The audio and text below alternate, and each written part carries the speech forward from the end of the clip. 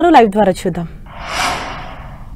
వివిధ భాషల్లో ఆయన పెట్టినంటే చారిత్రాత్మకమైన ఛానళ్లు కావచ్చు, ఈ ప్రపంచ ప్రసిద్ధిగాంచిన ఈ మగుటాయమాయమైన శ్రీ రామోజీ ఫిలిం సిటీ కావచ్చు, వారు చేపట్టిన కార్యక్రమాలన్నీ విజయవంతంగా నడిపించారు.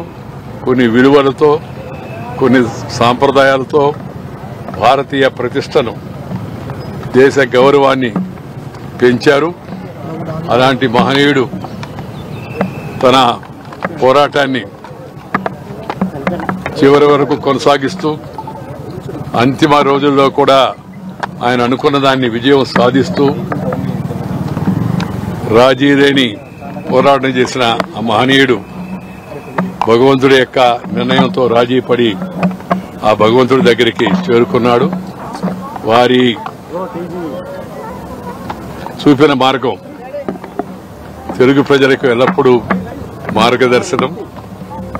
మన భాష, మన సంస్కృతులను కాపాడడం విషయంలో కానీ, జర్నలిస్టిక్ విలువలను రూపొందించి పెంపొందించిన విషయంలో కానీ, అలాగే తెలుగువారు ప్రపంచంలో ఎక్కడ ఉన్నప్పటికీ కూడా వారికి వేగంగా వార్తలు తెలియజేసే విషయంలో కానీ, అదేవిధంగా మన భారతీయ సాంప్రదాయమైన పాటను పాడుతా తీయగా కార్యక్రమం ద్వారా ముఖ్యంగా ఒక కొత్త తరాన్ని స్వర్గీయ బాలసుబ్రహ్మణ్యం గారిని ప్రోత్సహించి తయారు చేసినట్టు వారి ఆ విధానం కానీ, ఇవన్నీ కూడా చిరస్మరణీయంగా చరిత్రలో నిలబడిపోతాయి. నేను శాసనసభ్యుడిగా ఉన్ననాటి నుంచి, దానికి ముందు విద్యార్థి ఉద్యమ నాయకుడిగా ఉన్నప్పటి నుంచి వారితో సన్నిహిత పరిచయం, సంబంధం కలిగింది. ఒక రకంగా చెప్పాలంటే నా జీవితంలో వారితో జరిపిన చర్చల వలన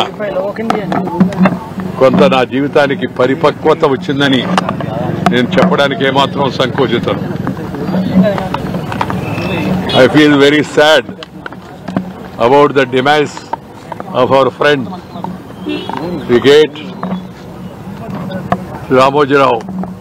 Is a legend in journalism, is a legend in the public life of Telugu states as well as in the country also. He brought revolutionary changes in the news coverage. He has established his world famous Ramoji Film City, and he has also preserved our culture by not only by Eenadu, by Chitura, by Vipula, by Annadata, taking care of the farmers. He has revolutionized the medium of communication. He is a multifaceted personality. He